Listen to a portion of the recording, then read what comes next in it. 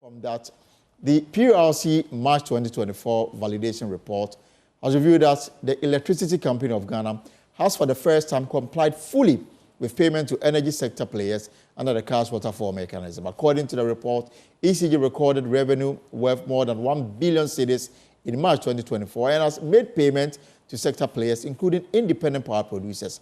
The Joy News Research Desk has been combing through the report, and Isaac Kofi Aje joins me in studio. Kofi, this will be good news. Some good news, but there's an element of one other player not also complying with what they are supposed to do under the cash waterfall mechanism. So it's a mixed bag of... So this is March 2024. Yeah, March 2024. We are yet to see April, May. Yeah. So let's talk about March. In fact, what's positive about March is the fact that for the first time since November 2023, we are seeing ECG's revenue collected in that month exceeding 1 billion Ghana cedis. Approximately 1.003 billion cedis, and this is significant, yeah, compared to the previous figure that they recorded somewhere, February 2023. If you do the math, that's about 20% increase. Is anything accounted for this? Well, the PURC doesn't really state the reason, but we know that ECG has faced some backlash in terms of their revenue collection. Right. We know that they were supposed to merge their 62 accounts to one single account for consolidation. If they've done all of these things and the backlash and also the PURC's orders that they gave them, if they are followed, then we think that they can be the reason why we may have such high revenue inflow. And this time out, usually what happens is that they share this money under the cash waterfall mechanism amongst the sector players, the level A and the level B. And you saw the utility workers saying that ECG is giving too much preference to the IPPs. And the IPP constitutes the level A? The level A. So the independent power producers are the ones, Son and Asogli, the Send Power and all of those guys are the IPPs. They produce our thermal power, it's about 64% of our dependable capacity. Now, the level B are usually SOEs, state-owned enterprise, VRA, Gridco. And ECG itself is included in this mix. And they've been complaining that in terms of the disbursement to the level B, ECG has not really been complying. But what is the case? Under the cash waterfall mechanism, it is anticipated or estimated that always there will be shortfalls. Right. And this year, the total shortfall is around 23 billion Ghana cedis.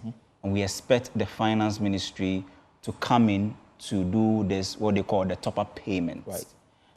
And since August 2023, finance ministry has never, August 2023 to March 2024, they've not paid a single amount to the cash waterfall mechanism to support the... So this amount that finance ministry is expected to pay is to complement what is collected by ECG? Yes. Complement it, and then also to make sure that the cash waterfall mechanism or the energy sector doesn't accrue debt going forward. Under the IMF program, that's one of the big responsibility of government. They've seen that the energy sector is a debt-making machine. Right. And if you're able to stop it, government will have that fiscal space to breathe. So going forward, what you're supposed to do is that you're supposed to prevent the accumulation of additional debt by the finance ministry coming also making their contribution. Yes, but we know that they have faced, challenges in terms of getting liquidity because there's no bonds market at the moment. No international capital market. The only market probably the finance ministry is relying heavily on is the T-bills, and that's a bit shallow at the moment, looking at the current rate, which is no longer attractive. And so we've been doing a calculation, about $1.4 billion Ghana cedis is collected by ECG. Is how much the finance ministry is owing under the cash waterfall mechanism since August 2023. August to March. To the end of March 2023. That's the amount they are supposed to pay, but they've not paid. And the implications of this is what?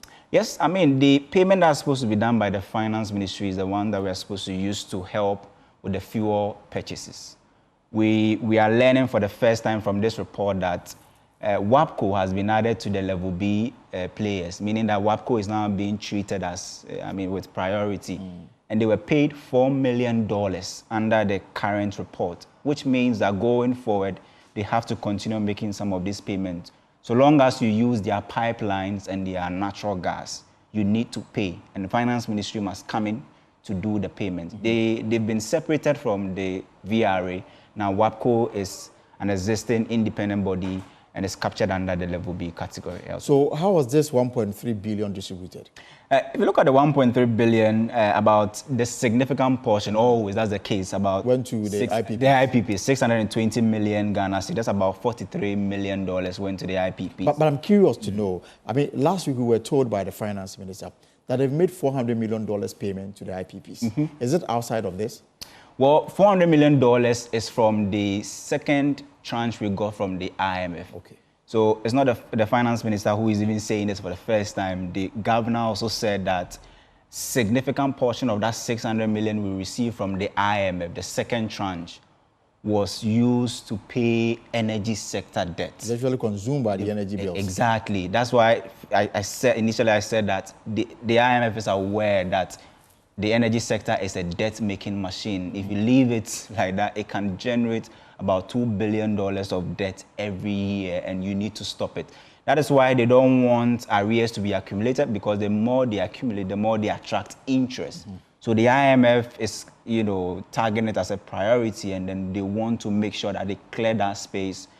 And going forward, entities like the finance ministry must come in to make sure that they do their top-up payments and we do not go forward with additional debts. But now they are doing the same thing they are not supposed to do, and they owe close to $140 million. So under the circumstances, we expect the SOEs to be at least happy. Yes. As far as March is concerned. Yes, March is concerned. This is the first time SOEs are being paid what they are due in full. I watched the table and I was surprised to see the variance side is zero. I mean, there's no SOE that has not been paid the full amount. Each of the SOEs under the cash waterfall mechanism have been paid what they are due, and this is good news out. Is there any recommendation going forward so that this is sustained? Yeah, I mean, PURC doesn't give you outright recommendations, but what they say is that entities like the finance ministry who are owing and who are not doing their responsibility, they keep on issuing letters to them, trying to see when they will make that payment. They've been issuing that letter since August. It's more or less like a template. It's always in their, their validation report. The same wording and everything is there, and the finance ministry is not paying attention to it, and possibly it could be the reason why we may have certain challenges going forward. They need to come in to plug the holes in terms of the energy sector shortfalls. 23 billion Ghana cedis for the entire year. It's no joke. It's no joke. And finally, before you go, you conclude that in terms of the PURC issues with ECG on the cash waterfall mechanism, this completely answers that question. Yeah, absolutely.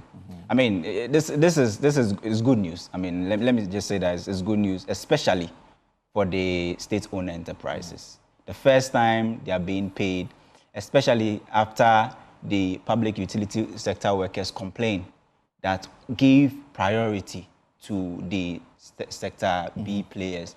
There's Bui there, there's Gradeco, of course, was also supposed to do the transmission. All of these guys were being owed. And this time around, ECG has paid everybody. The good news is that they were also able to collect enough to pay within the period. Within the period, over 1 billion Ghana cedis is significant. That's some good news, and of course, that's from the energy desk. Now, I mean, a story that's, battling her own allergies. Ivy Ayonam found relief in the greenery of her home. And we have that story coming your way pretty soon here on Joy News. Take a short break and we'll be back.